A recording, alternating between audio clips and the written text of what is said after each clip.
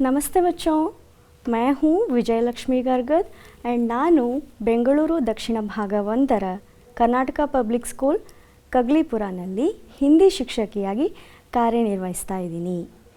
आज मैं आई हूँ आपके सामने एक बहुत ही इंटरेस्टिंग विषय को लेकर जो आपको और हम सभी को विचार करने का मौका देता है, सोचने का मौका देता है और हल ढूंढने का मौका देता है, यानी सल्यूशन ढूंढने का मौका देता है। जी हाँ बच्चों, आज का विषय ही कुछ ऐसा है कि ये बहुत ही सीरियस मैटर है। चलिए इस विषय को डिस्कस करने से पहले आप मुझे ये बताइए कि इंसान की बुनियादी ज़रूरतें क्या हैं? अर्थ ಆಗಲಿಲ್ವಾ? ಓಕೆ, ಮನುಷ್ಯನ ಮೂಲಭೂತ ಅಗತ್ಯತೆಗಳು ಯಾವುವು? What are the basic needs of a human being? क्या क्या हो सकते हैं बेसिक नीड्स? सोचिए ज़रा। जी हाँ, एक एग्जांपल मैं बता दूँ, ठीक है। ಮೈ ತುಂಬ ಒಡವೆ ಹಾಕ್ಕೊಳ್ಳೋದು ಬೇಸಿಕ್ ನೀಡ್ನಾ? ಅಲ್ಲ ಅಲ್ವಾ? तो फिर बेसिक नीड क्या है? ಮೈ ತುಂಬ ಬಟ್ಟೆ ಹಾಕ್ಕೊಳ್ಳೋದು ಅಲ್ವಾ ಮಕ್ಕಳೇ? ಬಿಸಿಲು, ಚಳಿ, ಗಾಳಿ, ಮಳೆಯಿಂದ ರಕ್ಷಿಸ್ಕೊಳ್ಳೋದಕ್ಕೆ ಮನುಷ್ಯನಿಗೆ ಏನು ಬೇಕು? ಬಟ್ಟೆ ಬೇಕು। ಹಾಗೆಯೇ ಉಸಿರಾಡೋಕ್ಕೆ ಶುದ್ಧ ಗಾಳಿ ಅಲ್ವಾ? ಹವಾ ಭಿ ಬುನಿಯಾದಿ ज़रूरत है। ಹಾಗೆಯೇ ಮತ್ತೆ ಯೋಚನೆ ಮಾಡಿ, ನಾನೇ ಹೇಳ? ಓಕೆ, ಆಹಾರ, ಉತ್ತಮವಾದ ಆಹಾರ, ಅದರಲ್ಲೂ ಉತ್ತಮವಾದ ಆಹಾರ, sound mind in a sound body ಅಂತ ಹೇಳ್ತೀವಿ। ಸದೃಢ ದೇಹ ಮೇ ಸದೃಢ ಮಸ್ತಿಷ್ಕ। ನಾವು ಉತ್ತಮವಾದ ಆಹಾರವನ್ನು ಸೇವಿಸಿದಾಗ ಮಾತ್ರ ನಾವು ಆರೋಗ್ಯವಂತರಾಗಿ ಇರೋಕ್ಕೆ ಸಾಧ್ಯ ಅಲ್ವಾ? और आगे रहने के लिए मकान है कि नहीं?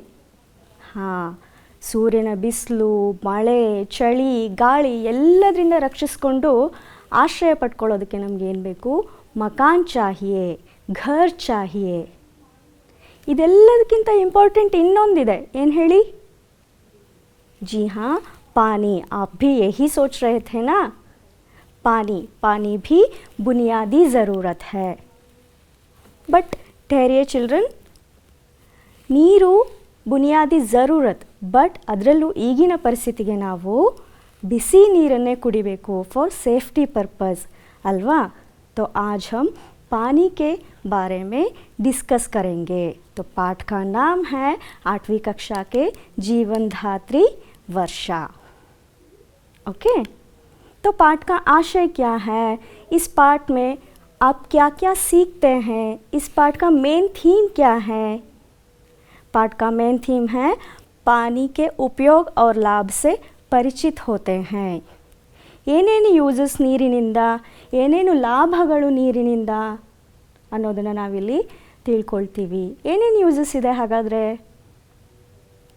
ಏನೇನು ಲಾಭಗಳಿದೆ? ಸಣ್ಣ ಸಸ್ಯ ಬೆಳೆಯೋದಕ್ಕೂ ನೀರು ಬೇಕು, ದೊಡ್ಡ ಮರಕ್ಕೂ ನೀರು ಬೇಕು, ಪ್ರಾಣಿ ಪಕ್ಷಿಗಳಿಗೂ ನೀರು ಬೇಕು, ಮನುಷ್ಯನಿಗೂ ನೀರು ಬೇಕು, ಹಾಗೆಯೇ ಭೂಮಿಗೂ ನೀರು ಬೇಕು ಅಲ್ವಾ? ಯಾಕೆ ಹೇಳಿ? बताइए क्यों? ಭೂಮಿಗೆ ನೀರು ಅಂತರ್ಜಲಕ್ಕೋಸ್ಕರ ಬೇಕು। ಭೂಮಿಯ ಮೇಲ್ಮೈ ಮೇಲೆ ನೀರು ಎಷ್ಟು ಇಂಪಾರ್ಟೆಂಟ್ನೋ, ಭೂಮಿಯ ಒಳಗೆ ಅಂತರ್ಜಲಕ್ಕೂ ಕೂಡ ನೀರು ಅಷ್ಟೇ ಇಂಪಾರ್ಟೆಂಟ್ ಆಗುತ್ತೆ ಮಕ್ಕಳೇ, ಹೌದೋ ಅಲ್ವೋ? ओके, आगे जाएंगे। मैं आपको एक बार पाठ पढ़ के दिखाती हूँ और आपको ध्यान में रखना चाहिए कि मैं कहाँ पर रुकती हूँ, कहाँ पर पॉज देती हूँ। इन सारे अंशों को ध्यान में रखकर आपको पाठ पढ़ना है। ओके, एक बार पढ़ लूँ? देखिए, पाठ का नाम है जीवन धात्री वर्षा। जीवन के लिए पानी अनिवार्य है। पानी के स्रोत अनेक हैं, नदी, नाला, सागर आदि। इन सब का कारण है वर्षा। समुद्र, झील, तालाब और नदियों का पानी सूरज की गर्मी से बाष्प बनकर ऊपर उठता है। इस बाष्प से बादल बनते हैं। ये बादल जब ठंडी हवा से टकराते हैं तो इनमें रहने वाले बाष्प के कण पानी की बूंदें बन जाते हैं। बूंदों वाले बादल भारी होकर जब धरती की आकर्षण शक्ति से खींचे जाते हैं तब वर्षा के रूप में बरस जाते हैं। इस प्रकार धरती से बादल और बादल से धरती तक बाष्प की यात्रा बहुत रोचक है। चलिए यहाँ पर कुछ शब्दार्थ हैं, इनके अर्थ जानने की प्रयास करेंगे। तो पहला शब्द क्या है बच्चों? वर्षा। वर्षा ಅಂದರೆ ಮಳೆ, बारिश, रेन। अर्थ आयता? ओके। दूसरा वर्ड है अनिवार्य। अनिवार्य ಅಂದರೆ ಅವಶ್ಯಕವಾದದ್ದು, ಎಸೆನ್ಷಿಯಲ್, ಬೇಕೇ ಬೇಕು, ಇಲ್ಲದೆ ನಡೆಯೋದೇ ಇಲ್ಲ ಅನ್ನೋದಕ್ಕೆ ನಾವು ಅನಿವಾರ್ಯ ಅಂತ ಹೇಳ್ತೀವಿ। थर्ड वर्ड है स्रोत। स्रोत इसका अर्थ है ಮೂಲ, ಸೋರ್ಸ್, ರಿಸೋರ್ಸ್, ಸಂಪನ್ಮೂಲ, ಸಂಪತ್ತು, ಸಂಪದ, ಏನೆಲ್ಲ ಹೇಳ್ಬೋದು ನಾವು। चौथा वर्ड है झील। झील यानी सरोवर, लेक, ಕೆರೆಗಿಂತ ಒಂಚೂರು ಚಿಕ್ಕದು। ओके। तो अगला वर्ड है बूंद यानी हनी, ನೀರಿನ ಹನಿ, ಮಳೆಯ ಹನಿಗಳು। ओके। नेक्स्ट वर्ड है आम तौर पर। ಸಾಧಾರಣವಾಗಿ, ಜನರಲಿ ಅನ್ಬೇಕಾದ್ರೆ ನಾವು ಹಿಂದಿನಲ್ಲಿ ಆಮ್ ತೌರ್ ಪರ್ ಅಂತ ಹೇಳ್ತೀವಿ। ಓಕೆ, ಗೊತ್ತಾಯ್ತಾ? ನೆಕ್ಸ್ಟ್ ವರ್ಡ್ है ಪ್ರತೀಕ್ಷಾ, ನಿರೀಕ್ಷೆ, ನಿರೀಕ್ಷೆ ಮಾಡೋದು, ವೇಟ್ ಮಾಡೋದು ಅಂತ। ಓಕೆ। तो एट्थ वर्ड है ಅಕಾಲ್, ಅಂದರೆ ಕಾಲವಲ್ಲದ ಕಾಲ, ಬರಗಾಲ, ಡ್ರೌಟ್ ಅಂತ ಇಂಗ್ಲೀಷ್ನಲ್ಲಿ ಹೇಳ್ತೀವಿ। नेक्स्ट वर्ड है बाढ़ यानी प्रवाह, फ्लड ಅಂತ ಹೇಳ್ತೀವಿ। तो नेक्स्ट वर्ड है किसान। किसान किसको नहीं पता? किसान का अर्थ है ರೈತ। ओके।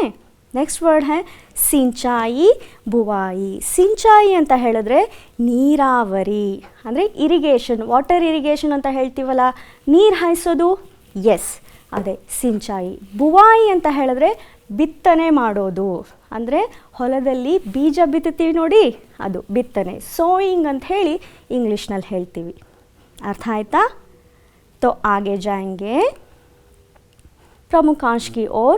जीवन के लिए पानी अनिवार्य है। ನಮ್ಮ ಜೀವನಕ್ಕೋಸ್ಕರ ನೀರು ಅನಿವಾರ್ಯ ಅಲ್ವಾ? ಯಾಕೆ ಹೇಳಿ? कपड़े धोने के लिए ಅಲ್ವಾ?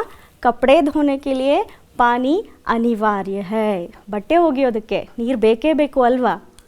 नेक्स्ट है बर्तन मांजने के लिए। ಪಾತ್ರೆ ತೊಳೆಯೋಕ್ಕೋಸ್ಕರನೂ ನೀರು ಬೇಕೇ ಬೇಕು, ನೀರಿಲ್ಲದೆ ಪಾತ್ರೆ ಹೇಗೆ ತೊಳಿತೀರಿ ಅಲ್ವಾ? ओके। आगे है खाना पकाने के लिए। ಅಡುಗೆಗೂ ನೀರು ಬೇಕು। और आगे पीने के लिए, ये तो सबसे ज़्यादा इम्पॉर्टेंट है। आई रिपीट, ये तो सबसे ज़्यादा इम्पॉर्टेंट है। पीने के लिए पानी चाहिए, आवश्यक है। और किस चीज़ के लिए? जी हाँ, यहाँ पर आप देखिए एक बच्चा नहा रहा है ना, तो फिर ಸ್ನಾನ ಮಾಡೋದಕ್ಕೂ ನೀರು ಬೇಕು। ಸೊ ಇಷ್ಟೆಲ್ಲ ಯೂಸಸ್ ಇದೆ ನೀರಿಂದ। ओके, आगे जाएंगे। पानी के स्रोत अनेक हैं। स्रोत ಅಂತ ಹೇಳಿದ್ರೆ ಏನು ಹೇಳಿದ್ದೆ? ಮೂಲ, ರಿಸೋರ್ಸ್, ಸಂಪತ್ತು। ಈಗ ಒಂದು ಎಕ್ಸಾಂಪಲ್। ಓಕೆ, ನಿಮಗೀಗ ತುಂಬ ಹಸುವಾಗಿದೆ ಅಂತ ತಿಳ್ಕೊಳ್ಳಿ, ನೀವು ಅಡುಗೆ ಮನೆಗೆ ಹೋಗ್ತೀರಾ, ಹ್ಯಾಕಿನೈ? ಸೊ ಅಡುಗೆ ಮನೆಗೆ ಹೋದಾಗ ನಿಮಗೆ ಏನೆಲ್ಲ ತಿಂಡಿಗಳು ಸಿಗುತ್ತೆ ತಿನ್ನೋದಕ್ಕೆ? ಸೊ ನಿಮಗೆ ನಿಮ್ಮ ಹಸಿವನ್ನು ಕಡಿಮೆ ಮಾಡೋದಕ್ಕೆ ಅಥವಾ ಹಸಿವನ್ನು ನೀಗಿಸೋದಕ್ಕೆ ಸ್ರೋತ ಯಾವುದಾಯಿತು, ಮೂಲ ಯಾವುದಾಯಿತು? ಅಡುಗೆ ಮನೆ। ಹಾಗೆಯೇ ನಿಮಗೆ ತುಂಬ ಬೋರ್ ಆಗ್ತಿದೆಯಪ್ಪ, ಟೈಮ್ ಪಾಸ್ ಆಗ್ತಾಯಿಲ್ಲ, ಸೊ ಒಂದು ಸ್ವಲ್ಪ ಟಿ ವಿ ನೋಡೋಣ ಅಂತ ಹೋಗ್ತೀರಾ। ಸೊ ನಿಮ್ಮ ಮನರಂಜನೆಯ ಮೂಲ ಯಾವುದಾಯಿತು? ಟಿ ವಿ ಆಯಿತು, ಹೌದಲ್ವಾ? ಹಾಗೆಯೇ ನೀರಿಗೂ ಅನೇಕ ಮೂಲಗಳಿದ್ದಾವೆ, ಜೈಸೆ ನದಿ, नाला और सागर।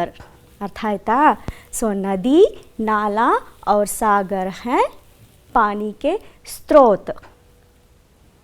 बट यहाँ पर एक क्वेश्चन है बच्चों, ಇವುಗಳಿಗೆಲ್ಲ ನೀರು ಎಲ್ಲಿಂದ ಬಂತು? ಇಷ್ಟೊಂದು ಅಮೌಂಟಲ್ಲಿ ನೀರು ಹೇಗೆ ಬಂತು?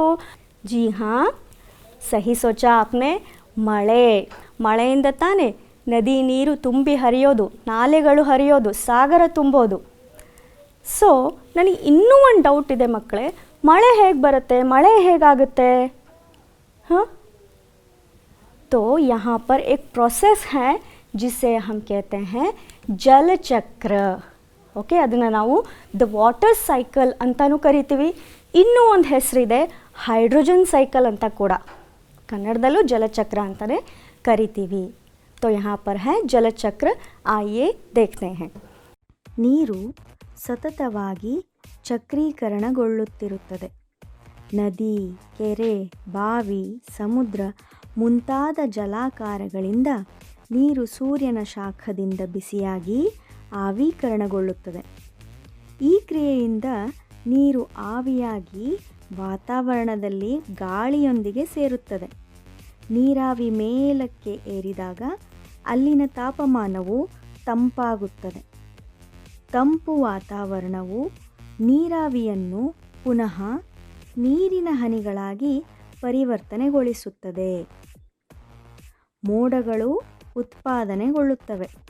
ಇದನ್ನೇ ಘನೀಕರಣ, ಕಂಡೆನ್ಸೇಷನ್ ಎನ್ನುತ್ತಾರೆ. ಮೋಡಗಳು ಭಾರಗೊಂಡಾಗ ಅವು ಮಳೆ, ಮಂಜಿನ ರೂಪದಲ್ಲಿ ಭೂಮಿಯ ಮೇಲೆ ಬೀಳುತ್ತವೆ. ಇದನ್ನು ಮಳೆ ಪ್ರತಿಕ್ರಿಯೆ, ಪ್ರೆಸಿಪಿಟೇಷನ್ ಎನ್ನುತ್ತೇವೆ. ಈ ನೀರು ಪುನಃ ನದಿ ಕೆರೆಗಳಿಗೆ ಬಂದು ಸೇರುತ್ತದೆ. ಅಂತಿಮದಲ್ಲಿ ಸಮುದ್ರವನ್ನು ಸೇರುತ್ತದೆ. ಹೀಗೆ ಜಲಚಕ್ರವು पूर्णगोल्लुवुदु. तो आप समझ गए ना कैसे पानी बादल बनता है, बादल कैसे फिर से पानी बनता है. तो ये था जल चक्र. आगे बढ़ें. ओके. भारत में मानसूनी हवाएं वर्षा लाती हैं. मानसून मूलतः हिंद महासागर एवं अरब सागर की ओर से भारत के दक्षिण पश्चिम तट पर आने वाली हवाओं को कहते हैं, जो भारी वर्षा कराती हैं. जब ये ठंडे से गर्म क्षेत्र की तरफ बहती हैं तो उनमें नमी की मात्रा बढ़ जाती है, जिसके कारण वर्षा होती है. यहाँ पर देखिए बच्चों, इंडिया मैप ಇದೆ ಅಲ್ವಾ. ಓಕೆ, ಇಲ್ಲಿ ನೋಡಿ, ದಕ್ಷಿಣ ಅಂದ ತಕ್ಷಣ ಇದು ದಕ್ಷಿಣ ಭಾಗ, ಇದು ಪಶ್ಚಿಮ ಭಾಗ. ಸೊ ಇಲ್ಲೇನಿದೆ, ನೀರಿದೆ. ಹಿಂದೂ ಮಹಾಸಾಗರ, ಅರಬ್ಬಿ ಸಮುದ್ರ, ಇಲ್ಲೆಲ್ಲ ಏನಿದೆ, ನೀರಿದೆ. ಸೊ ಈ ನೀರು ಅತ್ಯಂತ ತಂಪಾದ ಜಾಗ, ಅಂದರೆ ತಂಪಾಗಿರುವಂತಹ ಪ್ರದೇಶ. ಹೇಗೆ ಇಲ್ಲಿಂದ ಗಾಳಿ ಬರುತ್ತೋ ನಮಗೆ, ಮಾನ್ಸೂನ್ ಮಾರುತಗಳು ಅಂತ ಹೇಳಿದ್ರೆ ಮಾನ್ಸೂನ್ನ ಗಾಳಿ ಇಲ್ಲಿಂದ ಏನಾಗುತ್ತೆ, ಒಣ ಪ್ರದೇಶಕ್ಕೆ ಬರೋಕ್ಕೆ ಸ್ಟಾರ್ಟ್ ಆಗುತ್ತೆ. ಓಕೆ, ಆ ಒಣ ಪ್ರದೇಶಕ್ಕೆ ಅಂದರೆ ನೆಲ ಭಾಗಕ್ಕೆ ಬರೋಕ್ಕೆ ಸ್ಟಾರ್ಟ್ ಆದಾಗ ಅಲ್ಲಿಂದ ಏನಾಗುತ್ತೆ, ಮಾಯ್ಶ್ಚರ್ ಏನಿರುತ್ತೆ ನೀರಲ್ಲಿ, ಆರ್ದ್ರತೆ ಅಂತ ಹೇಳ್ತೀವಲ್ಲ, ಸೊ ಆರ್ದ್ರತೆ ಏನಾಗ್ಬಿಡುತ್ತೆ, ಡಬಲ್ ಆಗಿಬಿಡುತ್ತೆ. ಅವಾಗೇನಾಗುತ್ತೆ, ಮಳೆ ಬರೋಕ್ಕೆ ಸ್ಟಾರ್ಟ್ ಆಗುತ್ತೆ. ಸೊ ಭಾರತದಲ್ಲಿ ಮಳೆ ಬರಬೇಕು ಅಂತ ಹೇಳಿದ್ರೆ ಅಲ್ಲಿ ಮಾನ್ಸೂನಿ ಹವಾಯೇ ವರ್ಷಾ ಲಾತಿ ಹೈ. ಅರ್ಥ ಆಯ್ತಾ? ओके, आगे जाएंगे. सर्दी गर्मी की ऋतुओं में आमतौर पर वर्षा कम होती है, इसलिए लोग वर्षा की प्रतीक्षा करते हैं. ನಮ್ಮ ಭಾರತಕ್ಕೆ ಮಾನ್ಸೂನ್ ಮಾರುತಗಳು ಬರಬೇಕು, ಮಳೆ ಆಗಬೇಕು. ಫಾರ್ ಎಕ್ಸಾಂಪಲ್, ಇಲ್ಲಿ ನೋಡಿ, ಒಬ್ಬ ರೈತ ಹೊಲದಲ್ಲಿ ಕೆಲಸ ಮಾಡ್ತಾ ಇದ್ದಾನೆ. ಹಾಗೆಯೇ ಇಲ್ಲಿ ಬಿತ್ತನೆ ಕಾರ್ಯ ನಡೀತಾ ಇದೆ. ಇಲ್ಲಿ ನೋಡಿ, ಒಬ್ಬ ರೈತ ನೀರು ಹಾಯಿಸ್ತಾ ಇದ್ದಾನೆ. ಸೊ ಇದಕ್ಕೆಲ್ಲ ಮಳೆ ಬೇಕೇ ಬೇಕು ಅಲ್ವಾ, ಹೌದು ಅಲ್ವಾ? ಸೊ इसलिए ಕಿಸಾನ್ ಲೋಗ್ ವರ್ಷಾ ಋತು ಕಿ ಪ್ರತೀಕ್ಷಾ ಕರ್ತೆ ಹೈ. ಮಳೆ ಬರಲಿಲ್ಲ ಅಂದರೆ, ನೆಲ ಹದ ಆಗಲಿಲ್ಲ ಅಂದರೆ ಹೇಗೆ ಬಿತ್ತುತ್ತೀರಿ, ಹೇಗೆ ಬೆಳೆ ಬೆಳಿತೀರಿ, ಹೇಗೆ ಫಸಲು ತೆಗಿತೀರಿ, ಹೌದಲ್ವಾ? ತೋ ಆಗೆ ಜಾಯಂಗೆ. ಬಟ್ ಇನ್ನೂ ಒಂದು ಮಾತು ಮಕ್ಕಳೇ, ಮಳೆಗೋಸ್ಕರ ರೈತ ಕಾಯ್ತಾನೇ ಇರ್ತಾನೆ. ಅಗರ್ ವರ್ಷಾ ನಹಿ ಹೋತಿ तो क्या हो सकता है? जी हाँ, अगर वर्षा नहीं होती तो अकाल पड़ता है, खेत सूख जाते हैं और गाय बैल मरने लगते हैं. देखिए यहाँ पर ಹೇಗೆ ನೆಲ ಒಣಗಿ ಹೋಗಿದೆ ಅಲ್ವಾ, ಹೇಗೆ ಬಿರುಕು ಬಿಟ್ಟಿರುವಂತಹ ನೆಲಗಳು ಇವು. ಸೊ ಇಂಥ ಬಿರುಕು ಬಿಟ್ಟಿರೋ ನೆಲದಲ್ಲಿ ಆಪ್ ಕ್ಯಾ ಫಸಲ್ ನಿಕಾಲೆಂಗೆ? ಇಂಪಾಸಿಬಲ್ನಾ? ಸೊ ಕಾಲವಲ್ಲದ ಕಾಲ, ಅಕಾಲ ಅಂತ ಹೇಳಿದ್ರೆ ಏನು ಹೇಳಿದ್ದೆ, ಕಾಲವಲ್ಲದ ಕಾಲ, ಡ್ರೌಟ್, ಬರಗಾಲ ಅಂತ. ಬರಗಾಲ ಅನ್ನೋದು ತುಂಬ ಕೆಟ್ಟ ಪರಿಸ್ಥಿತಿ ಮಕ್ಕಳೇ. ಹಾಗೆಯೇ ಅಗರ್ ಜ್ಯಾದಾ ವರ್ಷ ಹುಯಿ ತೋ ನೋಡಿ,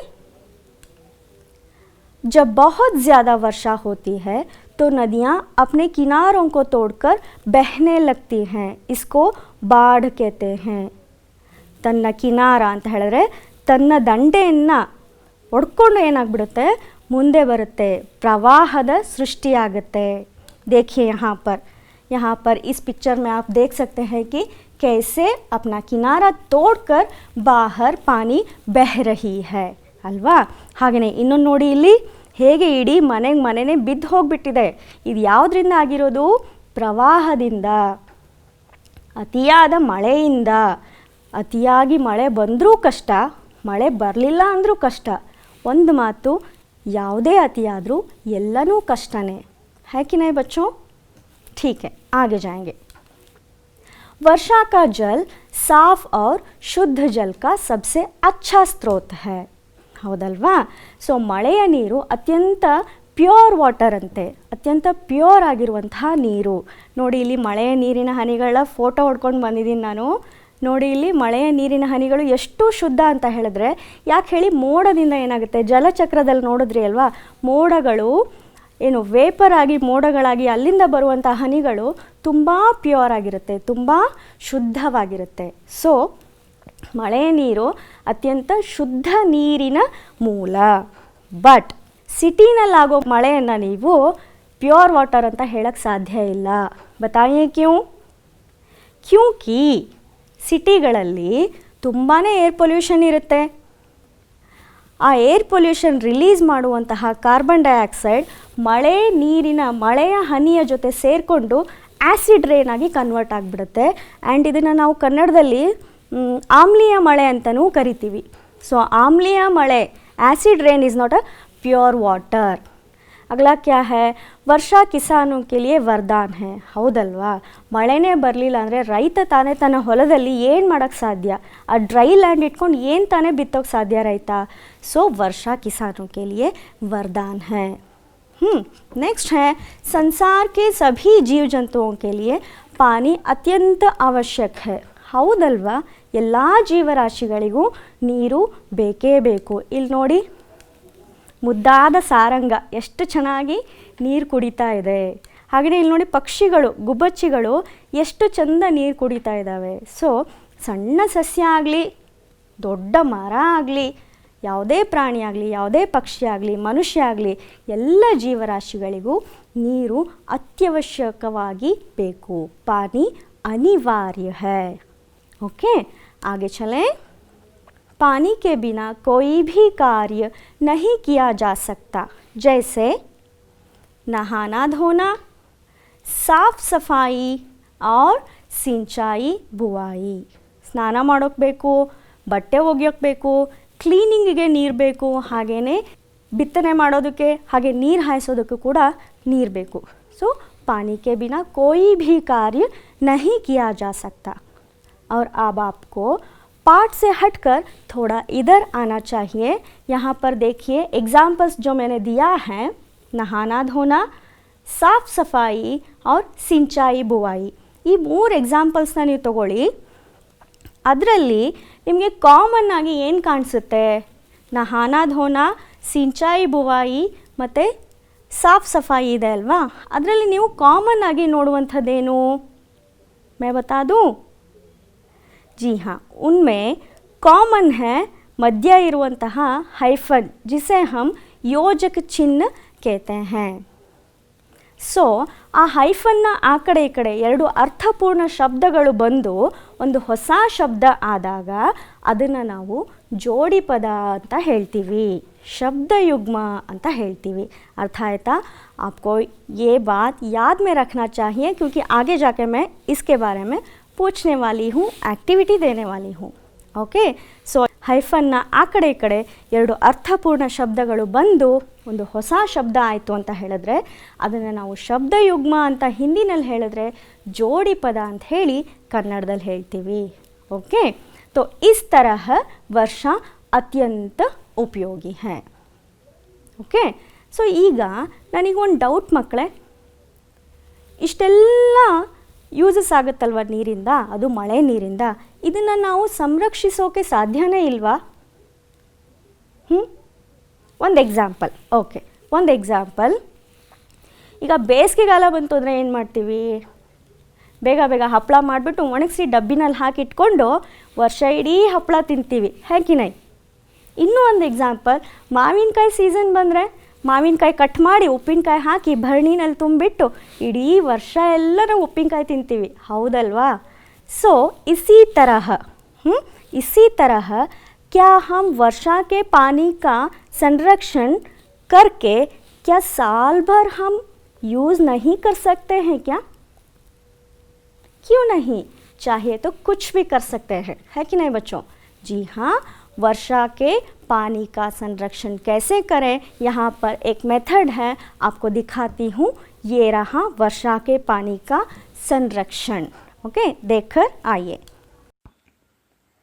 ಮಳೆ ನೀರಿನ ಸಂರಕ್ಷಣೆ, ಮಳೆ ನೀರಿನ ಕೊಯ್ಲು ಎಂದರೆ ಮನೆಗಳ ತಾರಸಿ, ಮೈದಾನ ಅಂದರೆ ವೇಸ್ಟ್ ಗ್ರೌಂಡ್ ಮುಂತಾದ ಜಾಗಗಳಲ್ಲಿ ಬೀಳುವ ಮಳೆ ನೀರನ್ನು ಮಣ್ಣಿನಲ್ಲಿ ಅಂತರ್ಜಲವನ್ನಾಗಿ ಶೇಖರಿಸುವ ವಿಧಾನ.